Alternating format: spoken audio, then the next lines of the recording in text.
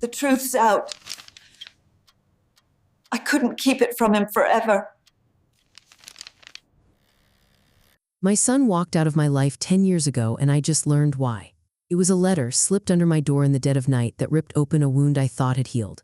Its words revealed a secret I'd buried deep to protect him, a truth about his father's past that I kept hidden, believing it was for the best. But that secret drove my boy away, shattering our family and leaving me to wonder if I can ever bring him back. I'm Ruth, 61 years old, a mother and wife who thought she knew her own heart, but one piece of paper turned my world upside down. This is my story, a journey through guilt, love, and redemption that will keep you guessing until the very end. Before we go on, hit that subscribe button and let me know in the comments where you're tuning in from. I'd love to see how far this story reaches. I'm Ruth Ann Miller, born and raised in Cedar Hollow, a small town nestled in the shadow of pine-covered hills, where the air smells of cedar and the diner on Oak Street still serves the cherry pie my mother swore by. I've lived here all my life, in a two-story house with a white picket fence, a garden where I grow lavender and roses, and a porch swing where I used to rock my son to sleep under a blanket of stars. I married David at 22, a carpenter with calloused hands and a laugh that could warm the coldest room. We built a life together, simple, steady, filled with the kind of love that weathers storms. Our daughter Emily came first, now 35, a nurse with a husband, Tom, and 2 kids, Clara and Ben. Then came Daniel, our son, now 33. A dreamer with a pencil always in hand, sketching birds and writing poetry that broke my heart with its beauty. Life wasn't always easy. David's carpentry business struggled in the early 90s, and we scraped by on my part-time job at the Cedar Hollow bookstore, where I'd lose myself in novels while the kids napped. We had our share of fights over bills, over whose turn it was to fix the creaky porch steps, but we were a team, or so I thought. David had a secret, one I discovered when Daniel was 10. He was addicted to painkillers, a habit that started after a back injury on a construction site. He hid it well, empty bottles stashed in the garage, late nights he blamed on work. I found out by accident, a bottle falling from his jacket pocket one rainy evening. I confronted him, tears streaming, and he broke down, promising to get clean. He did, after months of rehab, counseling, and countless apologies. But I never told the kids. I wanted to shield them, to keep their father as the hero who built their treehouse and taught them to fish. Emily was too young to notice, but Daniel, he saw the tension, the whispered arguments behind closed doors. I told him it was grown-up stuff, nothing to worry about. He nodded, his blue eyes trusting, and I believed he was okay. I was wrong. When Daniel was 23, he left. No warning, no goodbye, just a note on my kitchen counter. I need space, Mom. Don't look for me. My heart shattered. Emily stayed close, calling every week, visiting with her kids, but Daniel vanished, no calls, no texts, no trace. For 10 years, I wondered what I'd done wrong. Was it the fights he overheard as a kid? The pressure to follow David's trade when he wanted to draw? I prayed every night for his return, keeping his room untouched, his sketches of sparrows and hawks pinned to the walls like a shrine. Every birthday, I baked his favorite chocolate cake, hoping he'd walk through the door. He never did. Last month, everything changed. I found a letter under my door, no stamp, just my name scrawled in unfamiliar handwriting. Dear Ruth, it read, I know why Daniel left. You hid the truth about David's addiction. He found out and it broke him. He's in trouble. Find him before it's too late. A friend. My hands shook as I read it again, the words searing into me. Daniel knew how. Who sent this? The letter mentioned a city, Portland, 3 hours from Cedar Hollow, and a bar where he'd been seen, the Rusty Anchor. My heart surged with hope and dread. My son was alive, but in trouble. The guilt was crushing. I'd kept David's addiction a secret to protect Daniel, but it had driven him away. I sat in the kitchen, the letter trembling in my hands as David came home from the hardware store, his boots heavy on the hardwood. Ruth, you okay? He asked, his gray eyes searching mine. I couldn't tell him, not yet. The secret I'd kept from our kids was now a wedge between us, a wall I didn't know how to climb. I needed answers before I could face him. I started with Emily, driving to her house that evening. Her kitchen smelled of fresh bread, her kids, Clara, 8, and Ben, 5, playing tag in the backyard. Mom, what's wrong? She asked, seeing the strain in my face. I showed her the letter, my voice breaking as I explained. Daniel's gone because of me. I never told him about Dad's addiction. Emily's eyes widened, her hands pausing over the dishes. Dad's addiction, you said he was just sick back then. I nodded, tears falling. I thought I was protecting you both. She hugged me, her embrace tight but her silence heavy with questions. Find him, Mom, she said finally. He needs you. I decided to hire a private investigator, a woman named Laura who'd helped a friend track down a missing cousin. Laura was no nonsense, with a notepad full of scribbles and a knack for finding people. "Portland's a big place," she said, studying Daniel's photo. "But I'll start with the bar, give me a week." I gave her Daniel's old sketchbook filled with drawings of birds in flight, hoping it might help. Waiting was torture.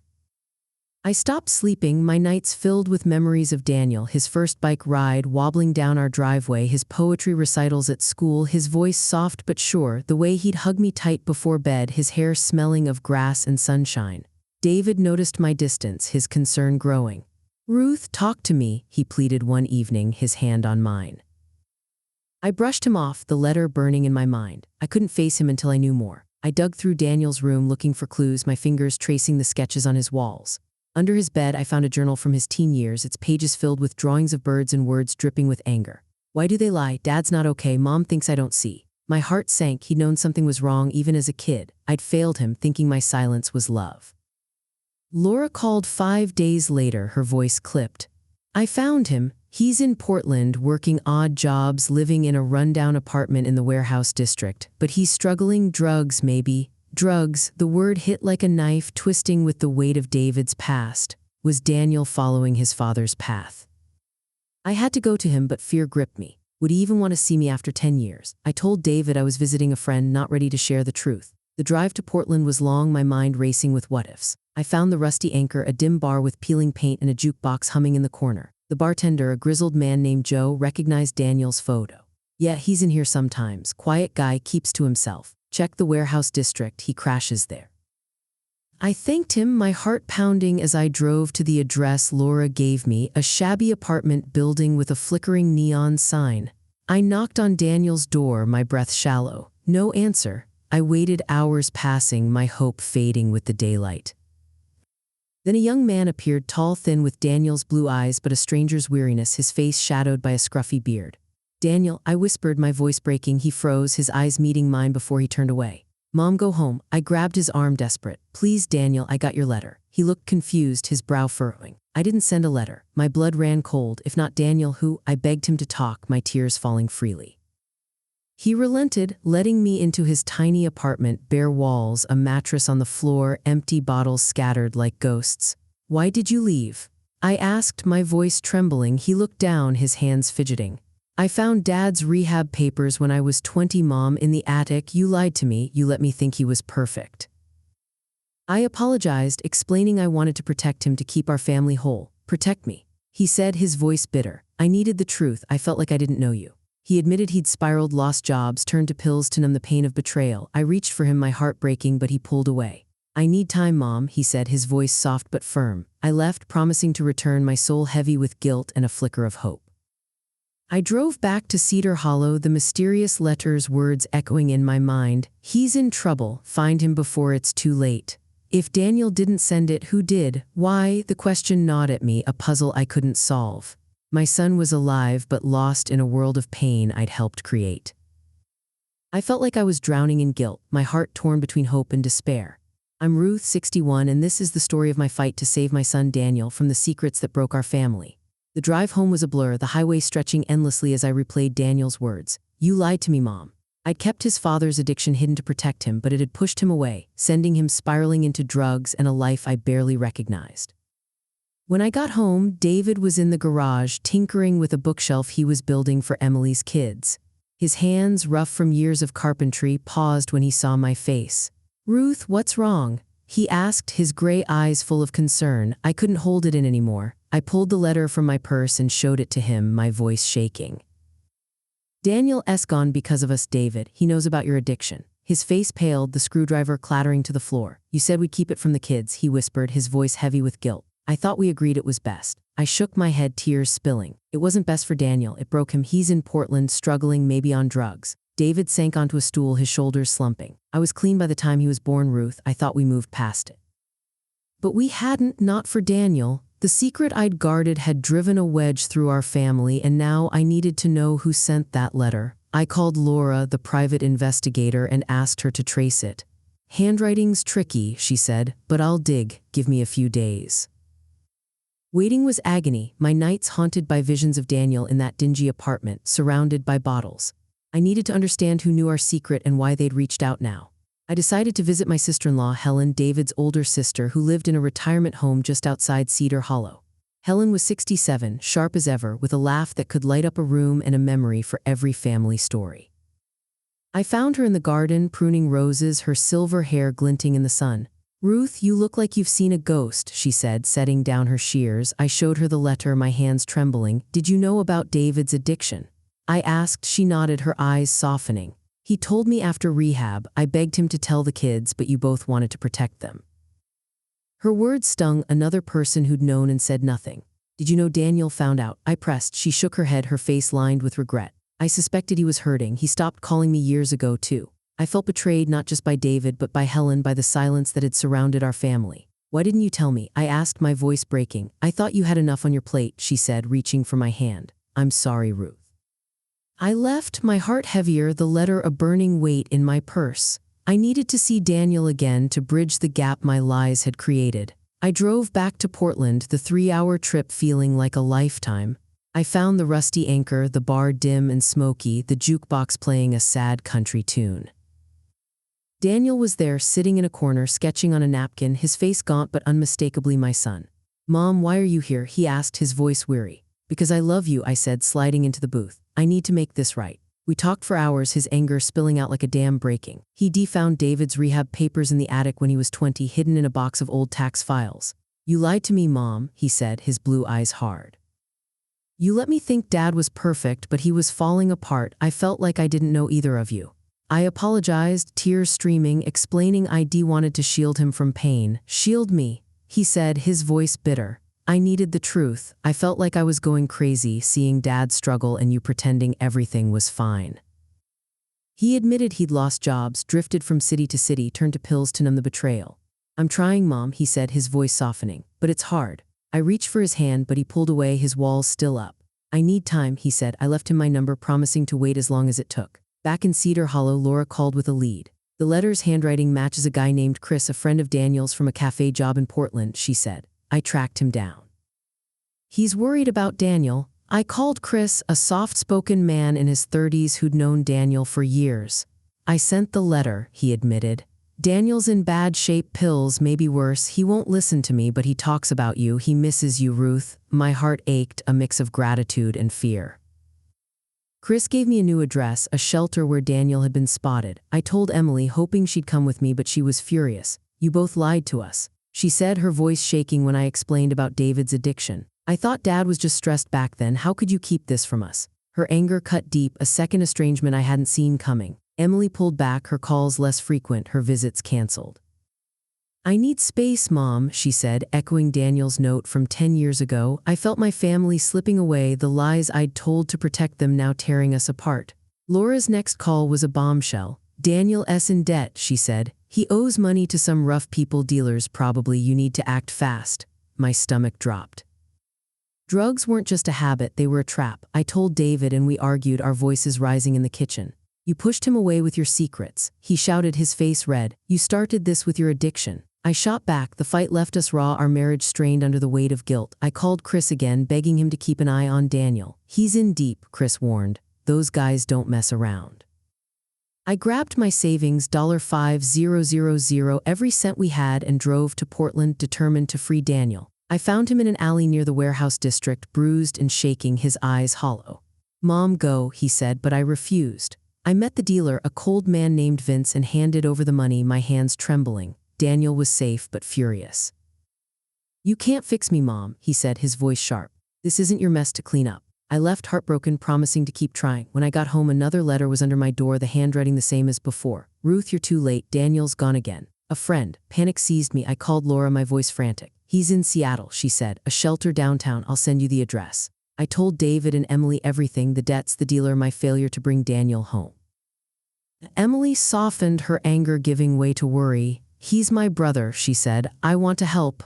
David, guilt-ridden, insisted on coming. "He's my son too," he said, his voice breaking. We prepared to drive to Seattle, my heart pounding with hope and fear, unsure if Daniel would let us in or if we could ever mend what we'd broken. The drive to Seattle was a silent war, my heart pounding with hope and dread as David gripped the steering wheel, his knuckles pale, and Emily sat in the back, her face a storm of worry and determination. We were chasing Daniel, my son, who'd vanished again after I paid off his debts in Portland. The mysterious letter, "You're too late." "Daniel's gone again," burned in my mind, its words a haunting warning that pushed me to find him before he slipped away forever.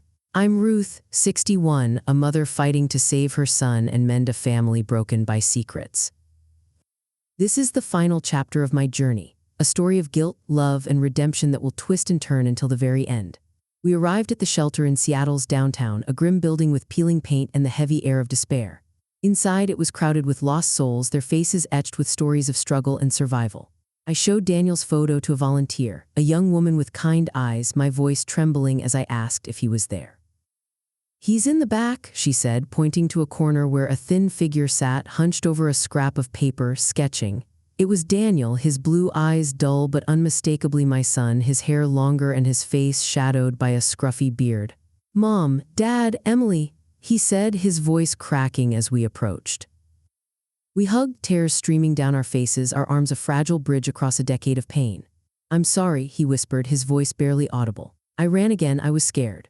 He admitted he'd fled Portland after I paid off his dealer, terrified of facing us, afraid he'd fail again.